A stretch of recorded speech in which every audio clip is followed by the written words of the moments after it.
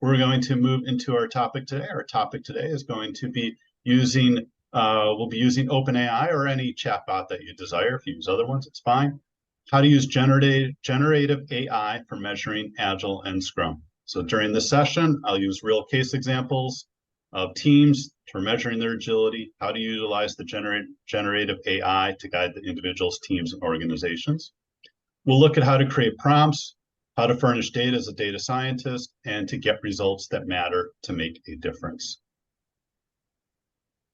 Let's start with a prompt. So when we're thinking about OpenAI, you have to think about a prompt. Think of a prompt as if you are talking to a human. What would you say? How would you ask them something? How would you communicate that? So the prompt is what you start with. So here's a prompt, something I currently do, and I do this pretty regularly now. So I start with a prompt, and I'll just kind of read this to you, get you thinking about what's going on here. I want you to act as a data scientist. So all of you think like you're a data scientist right now. Provide recommendations for improving a Scrum team based on their self-measurement, or specifically the sprint planning event, with 5 themes for their product backlog, their involvement, their commitment, their sprint backlog, event practices. Let me tell you a little bit about the data. The data that I have from the self-measurement, it represents a scale of 1 to 4, where 1 is a low value and 4 is a high value. So you start with the prompt, tell people what you're seeking, and there are key things to look at in this prompt. What are the key things you need to tell someone? In this case, our AI, but think of it, our AI as truly a human. What would you tell them? I want you to think about a Scrum team that is self-measuring and is specifically focusing on sprint planning event. Those are the keys you're looking for. What are those key phrases you're looking for? There's another one you really have to pop out. How do you want that person or AI to act? In this case, as a data scientist. So I'm asking AI to be a data scientist, to take on that role, to take on that persona of being a data scientist. So to do that. The rest of this is just data. Along with that prompt that we created, those 3 key phrases, acting as a data scientist, giving it a nice sentence around it, right? What's the data? So I mentioned what the particular themes are, and I mentioned what the data is. We already saw that. And then there's my data right there. So I specifically put the data there. So all it is, if you, that actually came from an Excel spreadsheet, just copied and pasted, and I'll show you how that works. So start with the prompt. From that prompt, we get generated AI.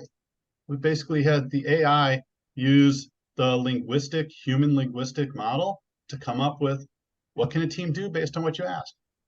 I'm not going to review all this, but just to kind of show you what it looks like. So based on what was provided, it went ahead and in about 30 seconds or so, it did all of this. So it looked at all your events, it looked at the data you provided, made some recommendations, and gave you an overall summary. Pretty awesome. You ask a human to do that, they're going to take, some time, whatever that time is, to analyze that data, look it up, do a bunch of research, and come back with something here. We did this in 30 seconds.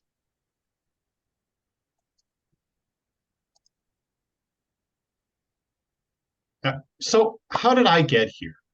Kind of want to tell you, the story of how do I use AI? How did I get here? I showed you a prompt and I showed you how I use it, but what did I get there? What led me to get to this point? Started with a problem statement. There are typical problem statements that come from every leader in every organization that are either thinking about their Agile transformation or are already invested in an Agile transformation. Any of these problem statements resonate with you? Give me a thumbs up or hands. Any of these, have you heard these? Have you stated these yourself? Do you have ones that are similar to those? See a couple thumbs up, a couple hands.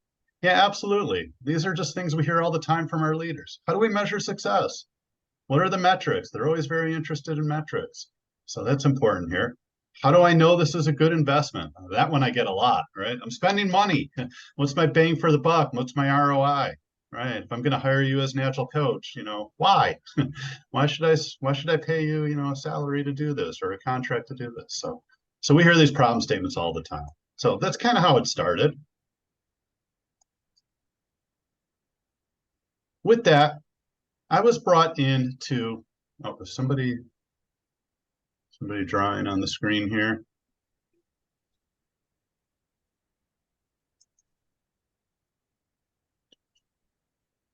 See if I can turn that off. Oh, I didn't know you could do that. That Yeah, looks if like somebody's fun. using, yeah, we can do that. If somebody's using that Zoom feature where it's in the bottom left corner of your Zoom and you can actually draw and share, if you can go ahead and click that Ooh, let's again and all you can play. clear your drawing. I'm looking for a way of clearing it on my side, and usually I'm Okay. the one doing the drawing. I don't usually see other people draw. There must be a way to prevent others from doing it when you set Yeah, up your call. yeah, I've got it. I've got it managed, and let me go ahead and Oh, clear it. I hadn't seen that feature before. Yeah, clear all the drawings. Yep. All right, so drawings are cleared. Yeah, cool feature, by the way, in Zoom. So get to know that. If you haven't seen that, you can actually draw on screens and share in real time. I do that a lot in my training classes, kind of fun, or even when I do other things. So I digress. All right, let's talk about the California Department of Social Services. So I was brought on to be one of their enterprise agile coaches. I actually won a contract there, and it's kind of interesting for any of you who have done a contract for government work. You don't know what's going on. All you did is respond to a contract, and you find out you win it, and you show up day one, but you know nothing outside what you read because you never met with a person. So very interesting when it comes to government work. So I'm hired as an agile coach. I physically show up to the environment, and it's the first time I meet anybody, face to face. So nothing. There was no, when I started, this was pre-pandemic, so no Zoom, no anything. Just you win, show up on Monday, that type of thing. All right. So I'm hired as an agile coach. I get some type of problem statement. Problem statements that I showed you, those typical problem statements we have. So I'm working with them, getting to know the leaders, I'm getting to know the different people around the organizations, the different teams, and I'm hearing the problem statement. Okay, so from that problem statement, I'm like, what do I want to do about it? How am I going to learn this organization? So kind of went to something that is typical. Let's do a survey. We had a lot of people on the product. What do they say? What do they know? What's interesting to them? So create a survey. So go ahead and put together a survey to try to find out where everybody's at, what's going on in their agile journey, know a little bit about the people there. So we create that survey, then we have to go ahead and publish the survey in order to do collection. So that survey gets published, you send people to sign up and respond to it, and you work pretty hard on getting the collection. After you get all the collection, I went ahead and I had to go ahead and create a report. Read all this data, all this collection, generate some type of report going on to analyze that. From all of that analysis, generating the report, I had to provide some value. Okay, which means what are we going to change? What did we learn from this? What can I do? So now I kind of know how to coach them, how to make recommendations, how to enact new things. So did all that for CDSS, and once you provide value, do it again. So we've got to go ahead and measure our success and do the survey again. The survey again basically tells us, did we make a change? Ask those questions again and find out, did you make the difference, the movement where you wanted to make? What does this take? Lots and lots of time. So is one thing I learned. So putting this together, getting it out, getting the report, implementing some real change based on the response, and then doing another measure takes lots of time. The entire survey, from what I recall, was multiple months to go through that and then decide, doing the survey again to see if we got the change. So lots and lots of time.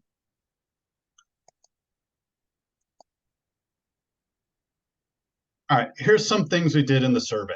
See, there's some things that I was thinking about when I put together. Started with some foundation questions, things I need to know about people when I'm at the organization. So I asked some things there. How long have you been there? What is your project role? Are you a manager, non-manager? And other oriented questions just to get some data points on the individuals that are responding to the survey, know who they are. To go along with that, ask some Agile questions. What specifically do we want to know about where they're at on this Agile journey, what they're doing? Here's a couple of questions that put in the survey there. You're seeing some of the results also, so you can see how people answered in this particular case. But these are some of the questions you did.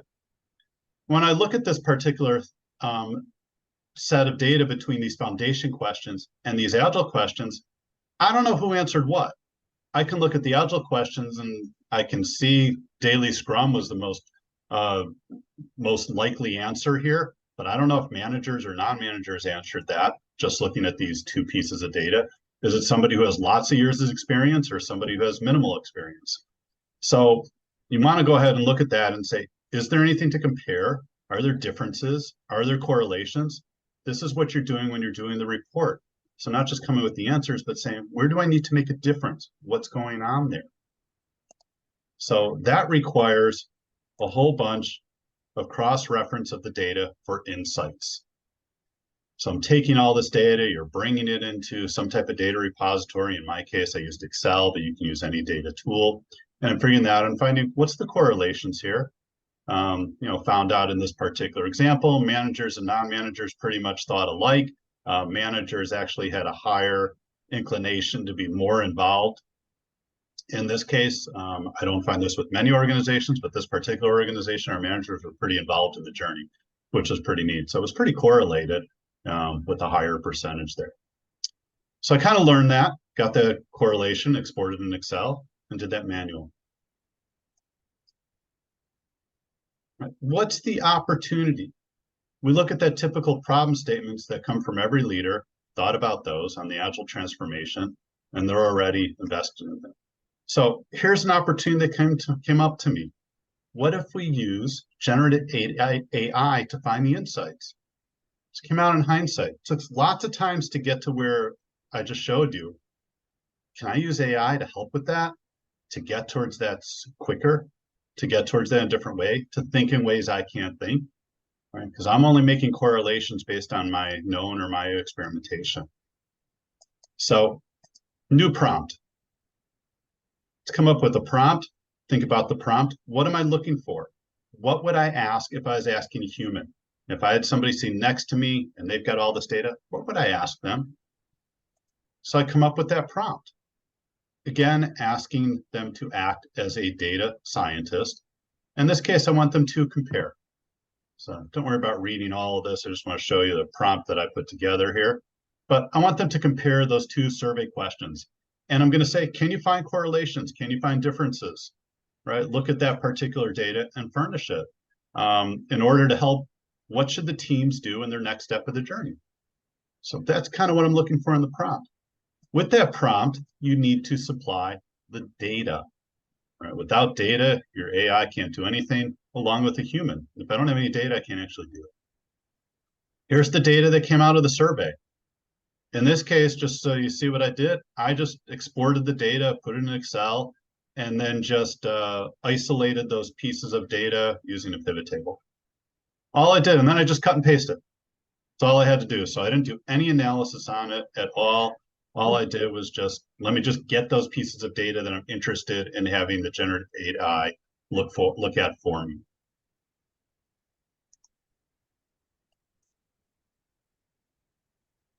And here's what I got. So here's what was generated AI. This is the response that comes back. Tells me a little bit about the data. It's kind of nice. It gave me a summation real quick. Talked about the current project role. That was one of the pieces I furnished it. Talked about managers and non-managers and some people who didn't state either. So that's kind of interesting too. Some people chose not to respond. So you can look at that.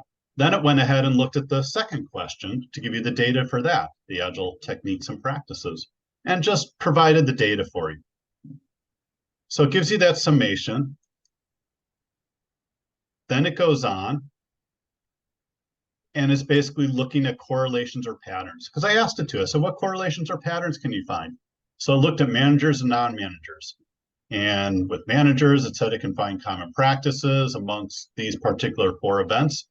Non-managers, it also added something additional, which was really insightful that I might not have seen, right? It mentioned that team estimation is something that non-managers are likely to do, but managers don't.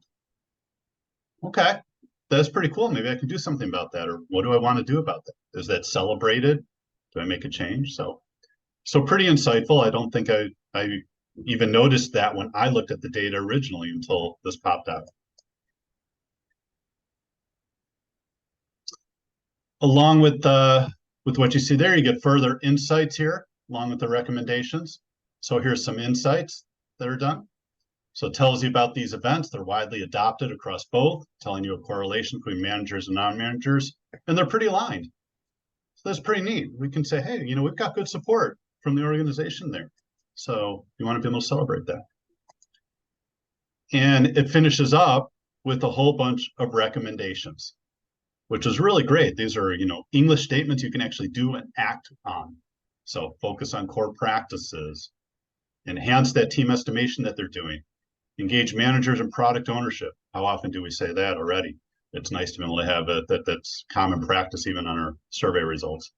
Address none of the above. Why did people not say anything? That's always interesting too. And feedback and continuous improvement.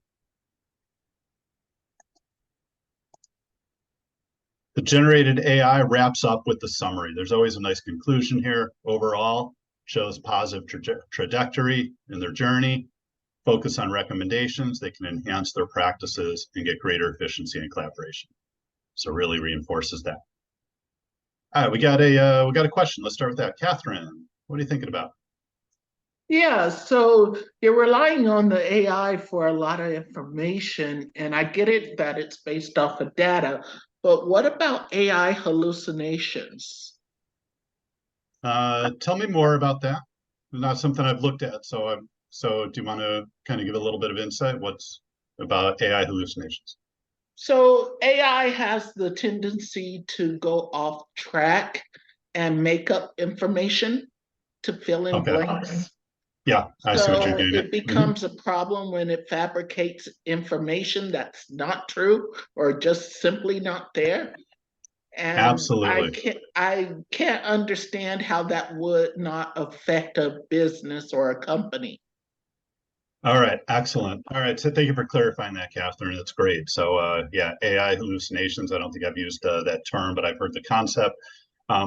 Basically, think of it as tools. Your AI, just like you would hire somebody to do data for you, they're still a tool. They're still part of your team. They still need to be checked, verified. You need to use your experience, your smarts. You need to look at these results and say, does that make sense? How can I validate that? Do I perform it? I often think of this as truly something you add to your toolbox. For me, I'm taking a mindset right here as an Agile coach. The story I'm telling you is as an Agile coach for the California Department of Social Services. And as a coach, I have a certain amount of skills and knowledge that I bring. And this to me is a tool. So I can validate that. Think of yourself as a plumber, for example. If you're a plumber and you walk into, somebody's house, you have a toolbox with a whole bunch of tools, right? Now, if you don't have the experience and your client, comes in and says, oh yeah, you got to use a wrench for that. And you're looking at the wrench and say, oh yeah, I better use a wrench for that. And you're trying to use a wrench on a soft hose. Like, okay, well, that's what it says to do. So you use the wrench. Obviously, it's not the right tool for the job. So you have to use your smarts and say, what led them to that? Why is that? Is there another way to think about it? So I think of it as a tool that helps you get to those decisions quickly, and you can validate it with your own experience. Thanks for the question, Simone. Yeah, for me, since it puts its finding into real sentences, right? So they have to be validated. You have to go through every sentence. Does it make sense? So for me, let's say the team estimate tool, for instance, makes absolute sense that the non-managers use it more because they have to create the estimates, right? So in the end, they will have to, a manager wants to have the estimates, they will use the actual tool way less. So yep, it makes sense. It's not necessarily something actionable, but it's a valid sentence, right? So very okay, yeah. Yeah, that's great. Yeah, you can still celebrate it. Those conclusions and say, does it make sense? Do I see that too? Right. So because it's basically a pattern finding, and you can, especially with these surveys, it it you see you see the patterns too if they are actually there, right? So in this particular case, it's easier. For me, it's more how tainted are how objective are the data that are there, right? So if it's only how is a tool used, that's easy. But if it's about opinion, how much time they save, or any of these, then if I read as a human, if I read the data, I might see that it's tilted towards something because nobody likes Scrum. Everybody wants to do Kanban or whatever, right? So these kind of things, I think in this case are more dangerous than the hallucination. Only in this particular one, I have seen plenty of hallucinations. I don't want to. Yeah, thanks, Simone. Yeah, a lot to look at here, but it also can help you if you're acting as an Agile coach in this scenario here, figuring out what conversations do I have? What questions can I ask based on what was generated? Right? Doesn't mean I should act on it wholeheartedly, but now I can ask interesting questions. Why is the team just estimating and the managers aren't involved? Right? In general, that's what we desire. But most organizations I go into, it starts the other way. The managers are giving the estimates, telling the team, hey, that's going to take you 10 hours. That's 20 hours. That's 3 weeks. So it's kind of neat to see this here, but I can still come in as a coach and validate that. And I can say, how are you actually estimating? Right? Is it the whole team? You're saying you're estimating, but is it really the whole team or is it just one person? So I can coach them in new ways and ask questions that are relevant as opposed to just coming up with questions for the sake of questions. Yeah. Thanks. That's great. All right, I'm going to move forward a little bit here. All right, so continuing the journey here. So let's take the California Department of Social Services based on what I learned, based on the survey, saying, okay, using those problem statements, what else can I do? So let's think of this in another way. So now, instead of creating a full survey, let me use AI-generated questions. Can I go to my AI and say, what are typical survey questions that you might want to ask for a company that's on an Agile transformation, that's doing government work, that has outside contractors? Whatever you want to feed the prompt, and you'll get a few interesting questions. From those questions, go ahead and collect that data. Collect that data, now use the AI to generate the response. Look at that data and say, okay, what did I learn about that? And now you can provide value, interesting questions, make some changes, make some adjustments, continue them on their journey. This is an iterative and incremental way of thinking. Right? So I'm using AI to basically implement what we love about Scrum or love about Agile. Right? We want Agile to be iterative and incremental. So I need to do the same here as an Agile coach. The big survey takes a long time. It's not so iterative. I'm not getting feedback. By the time I actually implement something, months have changed. That's a very long time. So here, I do it quickly. A short amount of time goes back. I provided some value. Do it again. A little bit more time, learn something else, implement new value, and continue to do this. So this now becomes a regular thing that we can implement with using AI as really a partner or a tool to do this. So now as a coach, I'm being more impactful more often, and you can actually provide value that is meaningful and just do things that are most valuable and not just do a whole bunch of stuff. So small things. So this was a really interesting change that I'm able to do by using AI as part of this conversation. Okay, so what's next? What did I learn from that survey through the inspection, adaption? Transparency is now generated, right? Now that we did all these things, we've got transparency. This leads to new problem statements, though. That's what I love about transparency. You see something you didn't see before. So what's the new problem statement? New problem statement that I heard from the leaders and stakeholders at the organization. It's based on the visibility generated. right? Organizations' desire to adapt. So now that the Scrum teams are self-managing, how do they measure and improve? It's great. They're self-managing, right? I can see that. I can see what's going on. I saw the survey, but how are they actually measuring that? Right? We're not doing anything to actually measure that success, right? All they're doing is answering a survey. So I need to measure and improve that. Awesome. They didn't get to see that before. So based on this new problem statement, I built something else. What else can I build? This is where some of you are familiar with this. I built an agility metrics engine as part of my CaDoMi ecosystem in the CaDoMi Tools enterprise platform. Agility metrics engine, I built that because we wanted to measure the teams where the teams can self-measure using a rubric concept. So they're looking at each particular Scrum event. They self-measure across a set of 5 themes to see how are they doing on the journey. So built this, really interesting rubric idea. It's very visual. It guides them on the journey and it helps them measure where they are today. So I love about doing rubrics. So did a rubric for all the Scrum events. Each team can do it. The whole enterprise can do it. It's pretty great. Here's an enterprise view. I can look at all the teams, right? So pretty cool. If I'm a leader, I can look at the teams. I see these pretty graphs. I can see what the teams are doing, how they're self-measuring, right? So through the inspection and adaption as a stakeholder, a leader, I have visibility that was generated. This leads to another problem statement. This one came up to me recently meaning just a couple months ago.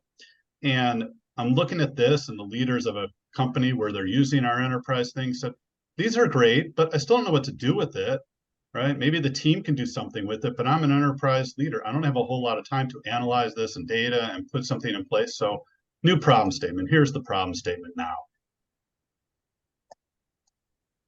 Okay, new problem statement.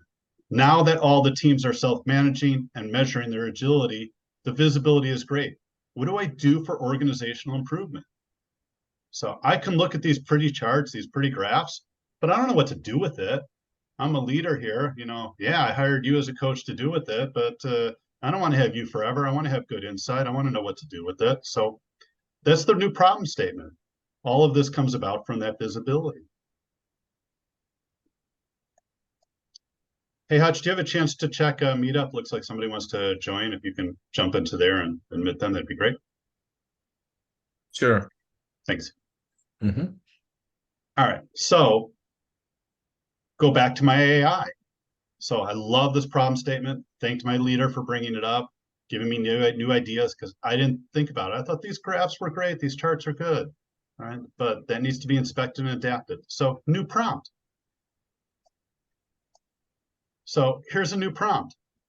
So instead of just looking at those charts and figuring out, okay, this team should do this one should do that, and whatever, I'm using AI here. Say, I want you to act as that data scientist again. Provide recommendations for approving, in this case, an organization with multiple Scrum teams. Each team was self-measuring. It looked at all their events. I listed the events, and I told the prompt that the data is in a scale of 1 to 5. Where 1 is low and 5 is high. So that way I get something good.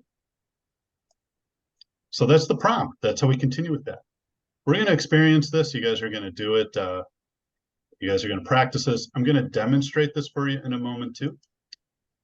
I'm going to open it up for questions. What prompts do you guys have for me? You've asked me a few so far. What prompts do you have for me before I actually do a demonstration? And then you guys get to do some practice too. We will do our scavenger hunt, which has some practice in it, and we'll do some real practice too, so you can figure out how to add AI to your tool set. But what do you guys have for me? What's in your mind? Just go ahead and raise your virtual hand is great. So that way you'll pop up to the top of my screen.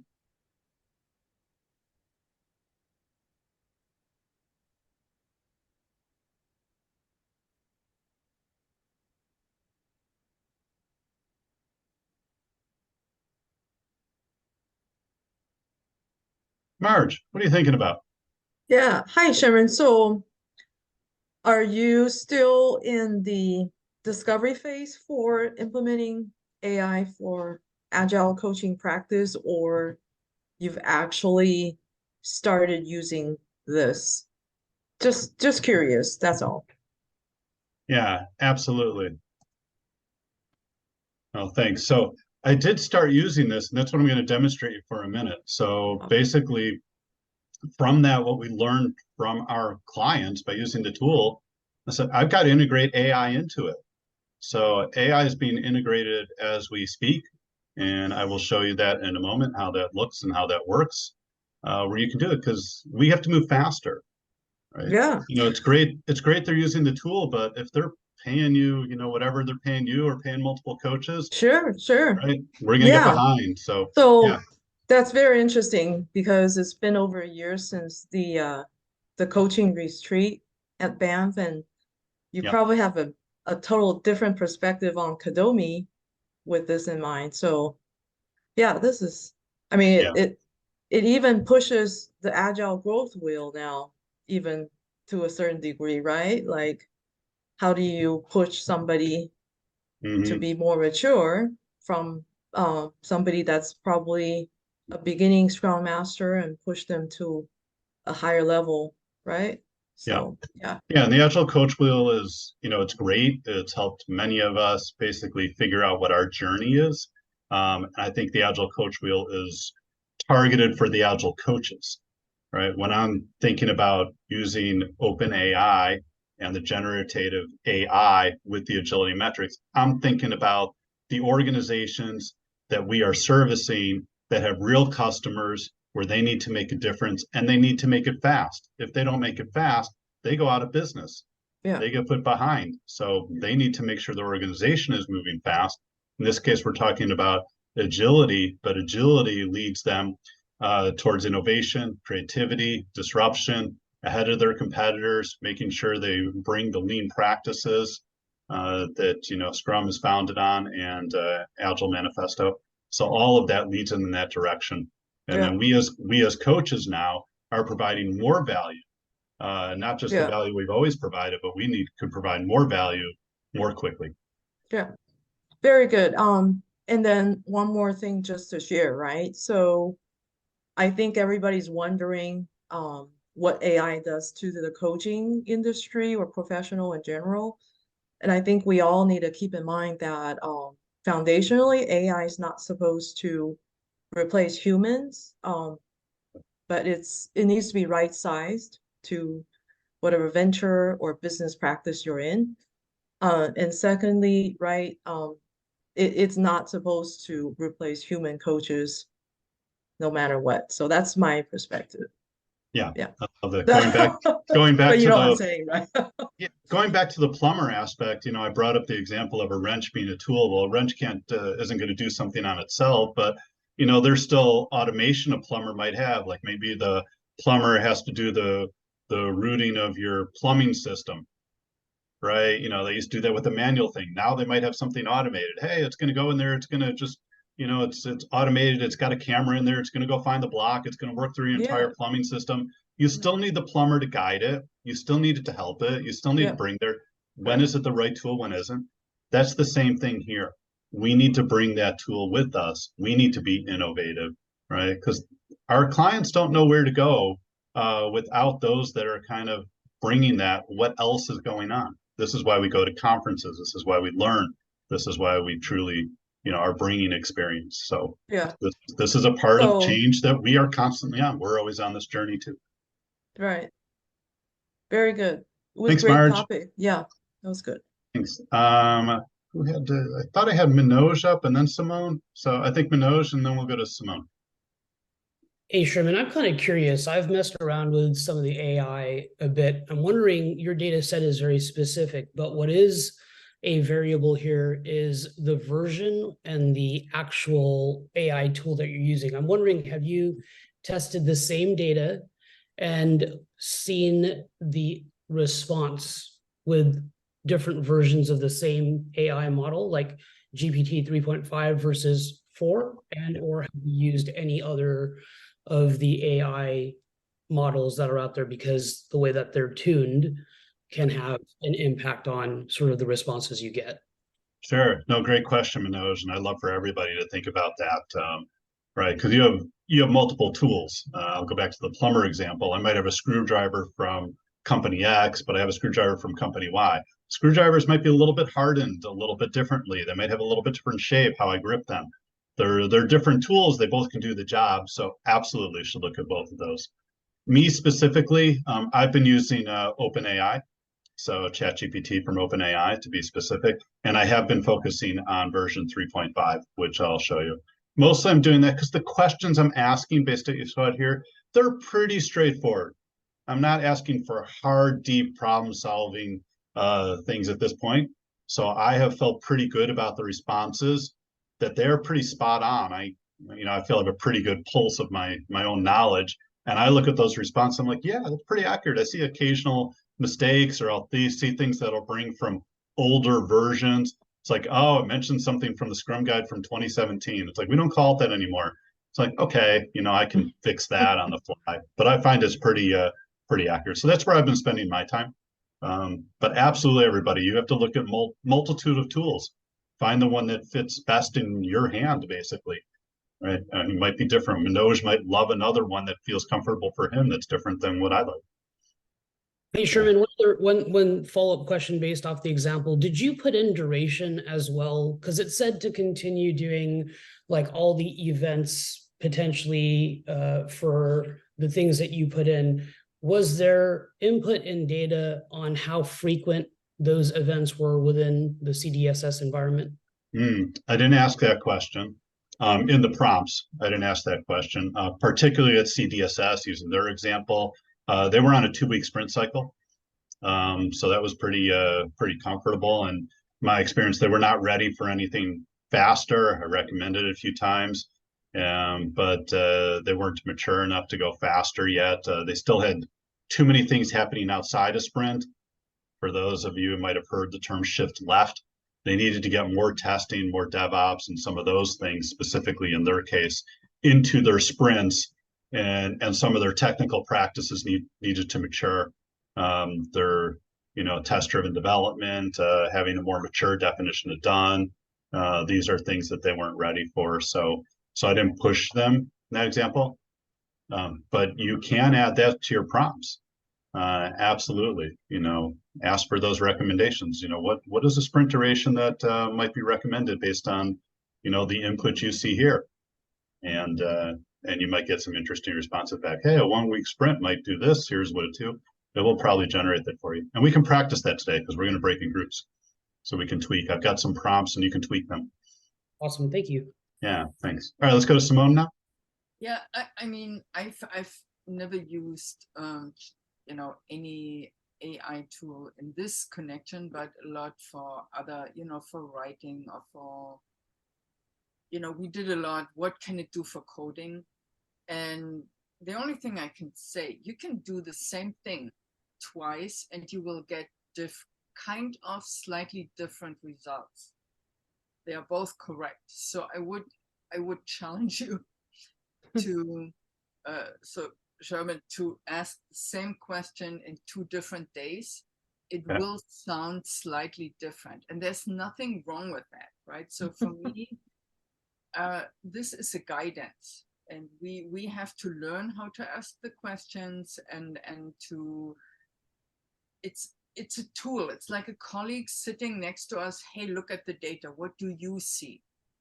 It's not, they are not doing the work for us. They are supporting us.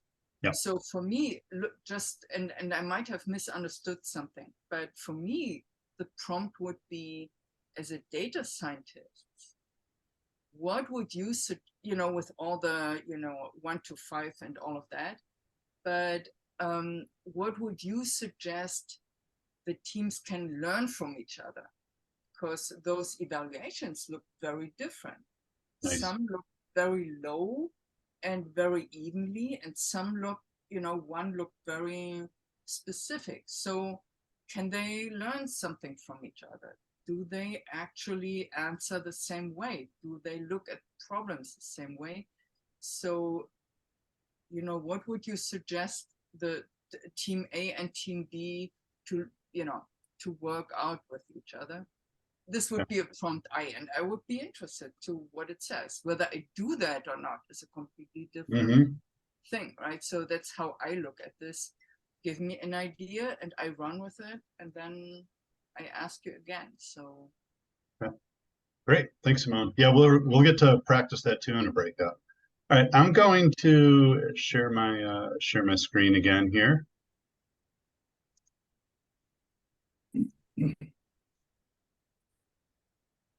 And in this case, we're going to look at, I'm just going to go into ChatGPT, just show you a particular prompt here. Let me find one that I did here. So here's what I'm going to do for you. So I'll cut and, well, here, let me just bring this to the top of the screen so you can look at my screen. So I just want to show you what can happen here. So here's a particular prompt that I wrote for the multiple teams. So I mentioned there were multiple teams. So I wrote a prompt there, which you saw on the particular PowerPoint slide at the end. So that's the prompt. Below that, this is all the data from the three particular teams that self-measured themselves using our agility metrics engine. So this is the data that they did. I went ahead, I input the prompt, you attach the data, just a cut and paste is all I did.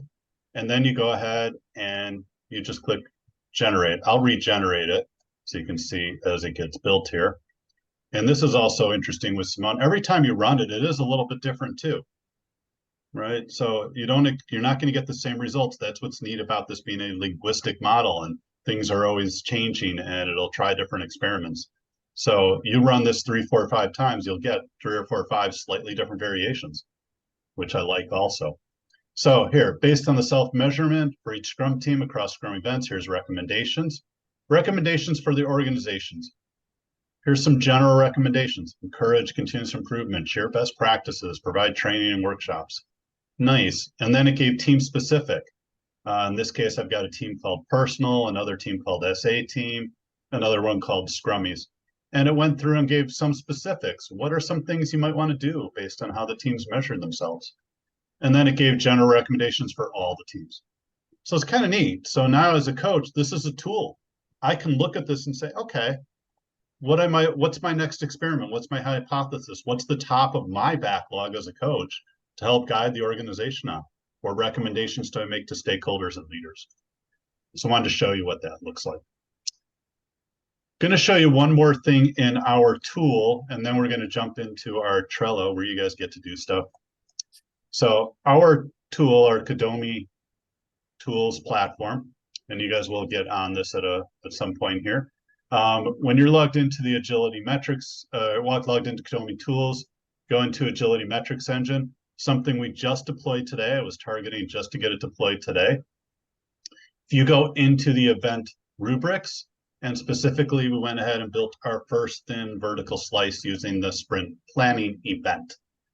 If you are signed up for the premium or you're an enterprise user, you get additional features like the download of the data and now this open AI. Our thin slice, we just built an example here. Our next version, our next thin slice will actually pull the data directly from a self-measurement. So in this case, here's a self-measurement across all the events. I'm not going to show you how that works yet. Right? You can export the data and see the actual data behind it.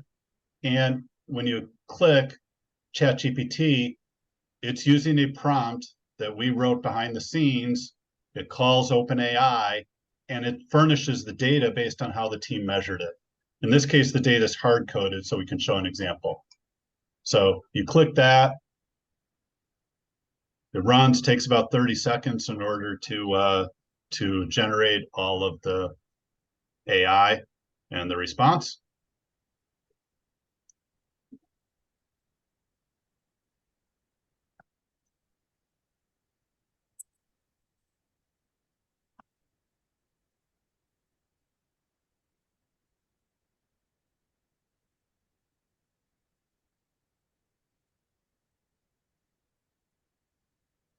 Did it freeze again? It's been down. It's actually been down today. yeah.